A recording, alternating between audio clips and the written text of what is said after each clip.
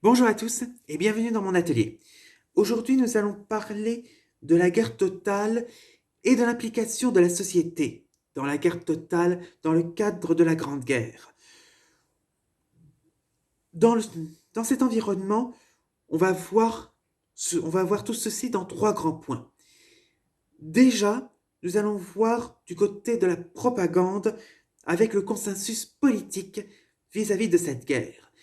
Nous allons voir ensuite l'implication des femmes dans cette guerre et surtout la pression que l'on exerce sur elles dans leur travail.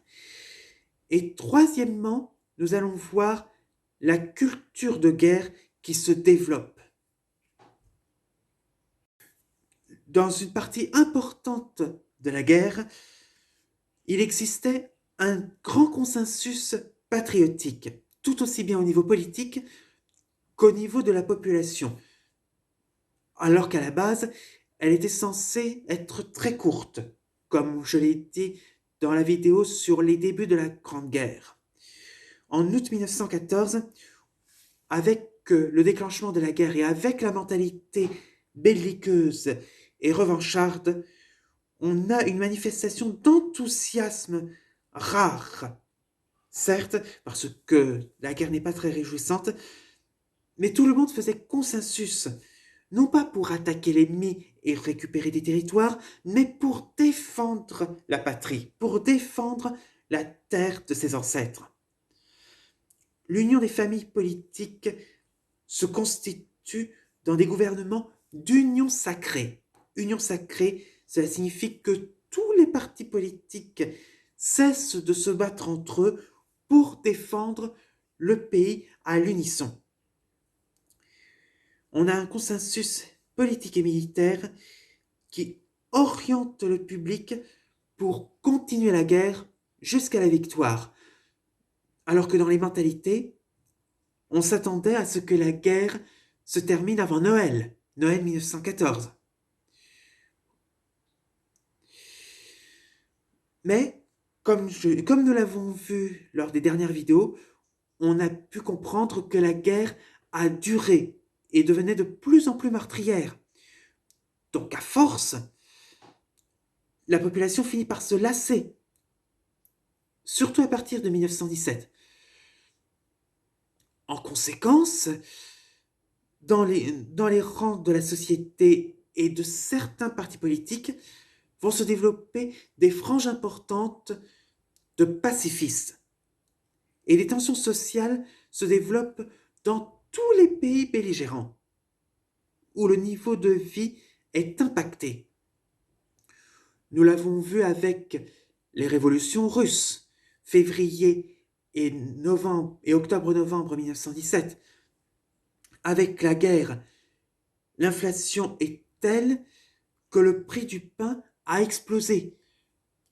Voilà pourquoi la population demandait la fin de la guerre, du pain et la démocratie. Parce que, à cette époque-là, on était sous un régime impérial et autocratique. Bon, l'autocratie a continué d'exister. Et on a également les spartakistes en Allemagne. Les spartakistes, 1918, ce sont des socialistes qui revendiquaient, qui cherchaient à s'emparer du pouvoir à la place de l'empereur, afin d'installer un régime communiste inspiré du régime bolchevique. Et on a également des grèves en France, des mutineries dans les armées et dans les usines d'armement, on a des grèves parce que la population ne peut plus supporter les tensions exercées, les pressions exercées dans les usines. Le travail à la chaîne épuise forcément à force de durer. En 1918, on a été obligé de remobiliser la population afin de maintenir l'effort de guerre. Le président du Conseil de l'époque, en France, Georges Clemenceau, restaure la confiance de la nation en insistant sur le fait que sur tous les fronts, il est nécessaire de faire la guerre afin de remporter la victoire sur l'ennemi. Mais pour les empires centraux, la situation change totalement et favorise les révolutions dont on a parlé dans la dernière vidéo sur la guerre qui a duré. Les gouvernements ont perdu la confiance populaire et ont fini par être renversés dans le cadre des révolutions, dans les derniers jours de la guerre, et ont conduit les empereurs à abdiquer et à partir en exil. Mais personne n'échappe à cette pression. Et c'est pour cela que les femmes vont revendiquer plus vivement leurs droits par la suite. Dans une partie importante de la guerre, il existait un grand consensus patriotique, tout aussi bien au niveau politique qu'au niveau de la population, alors qu'à la base, elle était censée être très courte, comme je l'ai dit dans la vidéo sur les débuts de la Grande Guerre. En août 1914, avec le déclenchement de la guerre et avec la mentalité belliqueuse et revancharde, on a une manifestation d'enthousiasme rare. Certes, parce que la guerre n'est pas très réjouissante, mais tout le monde faisait consensus, non pas pour attaquer l'ennemi et récupérer des territoires, mais pour défendre la patrie, pour défendre la terre de ses ancêtres. L'union des familles politiques se constitue dans des gouvernements d'union sacrée. Union sacrée, cela signifie que tous les partis politiques cessent de se battre entre eux pour défendre le pays à l'unisson. On a un consensus politique et militaire qui oriente le public pour continuer la guerre jusqu'à la victoire. Alors que dans les mentalités, on s'attendait à ce que la guerre se termine avant Noël, Noël 1914. Mais, comme nous l'avons vu lors des dernières vidéos, on a pu comprendre que la guerre a duré et devenait de plus en plus meurtrière. Donc à force, la population finit par se lasser, surtout à partir de 1917. En conséquence, dans les rangs de la société et de certains partis politiques, vont se développer des franges importantes de pacifistes.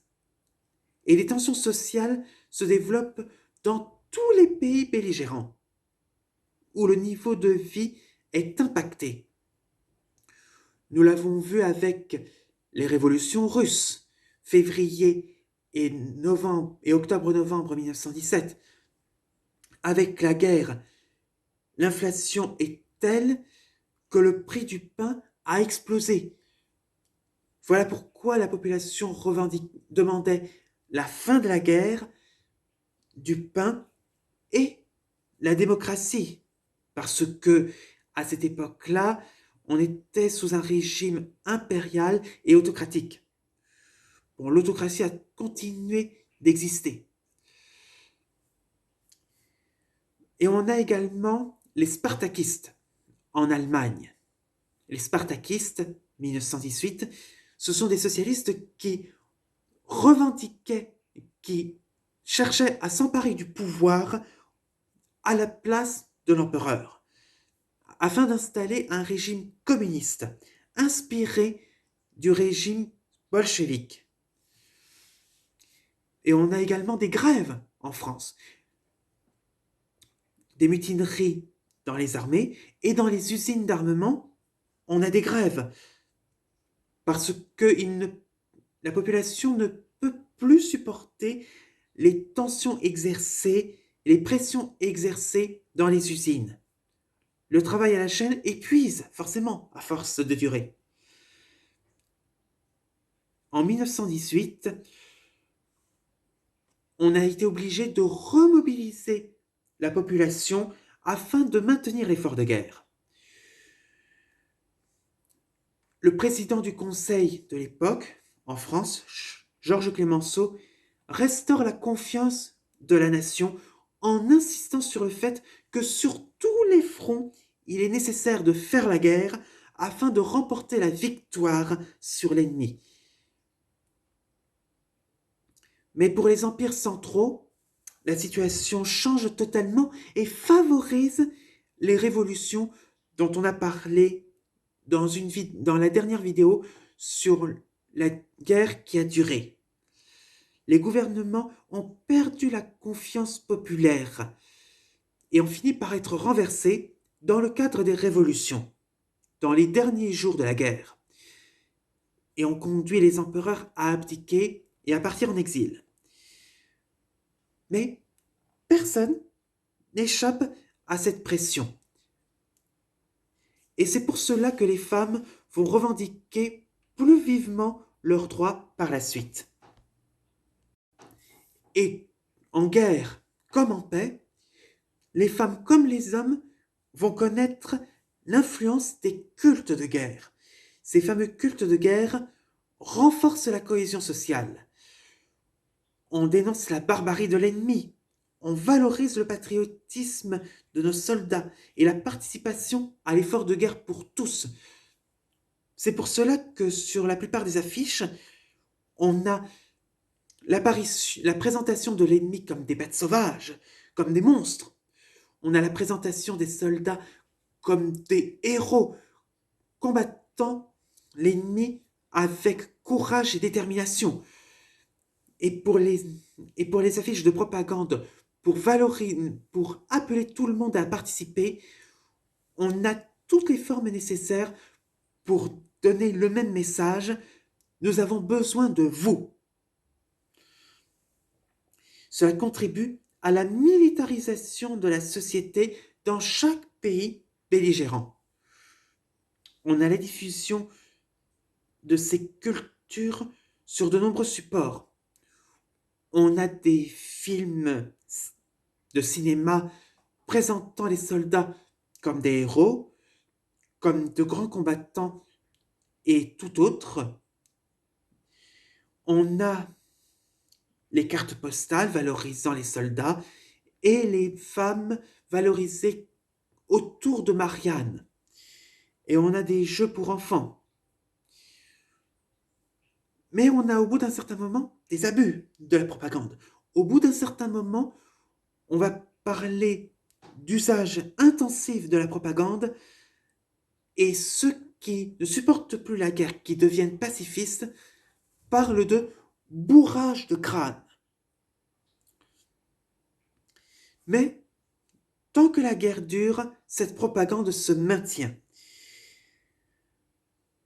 Comme je l'ai dit, les combattants sont présentés comme des héros, vivants ou morts au combat. Leur expérience de la guerre et de l'honneur, différente selon les générations et souvent incompréhensible pour ceux qui n'en peuvent plus, fait que tout le monde y croit pendant assez longtemps. On a le sentiment partagé lors de permissions accordées à partir de 1915 et dans leurs témoignages d'après-guerre.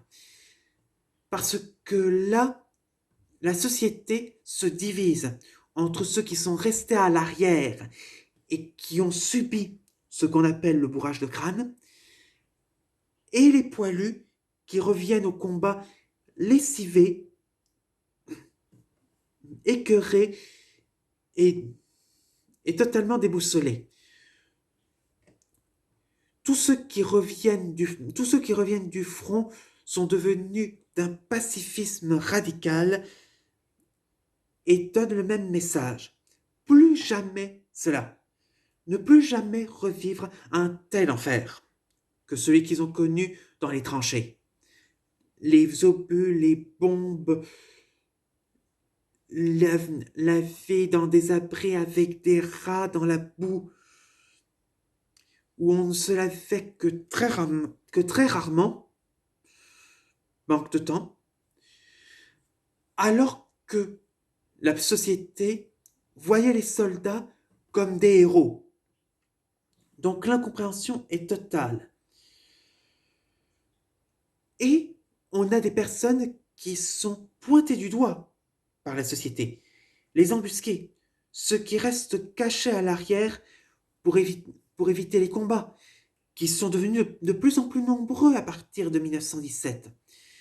Et ceux-là sont perçus comme des traîtres. Et on a aussi les profiteurs de guerre, qui sont très vivement critiqués.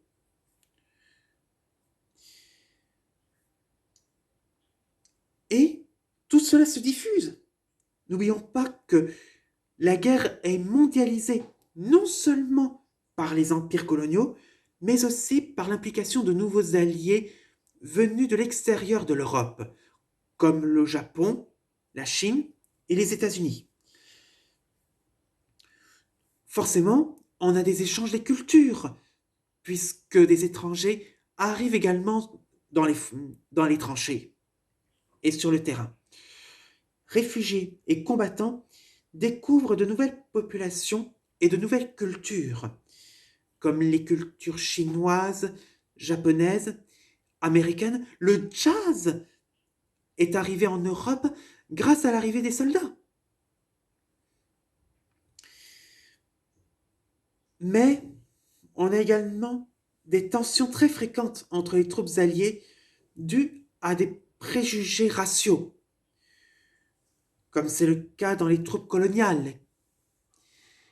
Et les Américains, de par leur fonctionnement social racisé, considèrent les Africains comme des personnes inférieures et ne pouvant pas avoir les mêmes droits que les populations venues d'Europe. En conséquence, tout ce qui se passe dans la société au cours de la Première Guerre mondiale va avoir des conséquences dans les années de paix qui vont suivre. Et c'est ce que nous allons voir dans notre prochaine vidéo. J'espère que celle-ci vous aura plu et je vous donne rendez-vous pour ma prochaine vidéo, l'avant-dernière vidéo sur le programme de première au sujet de la société endeuillée après 1918. Bonne révision et à très bientôt.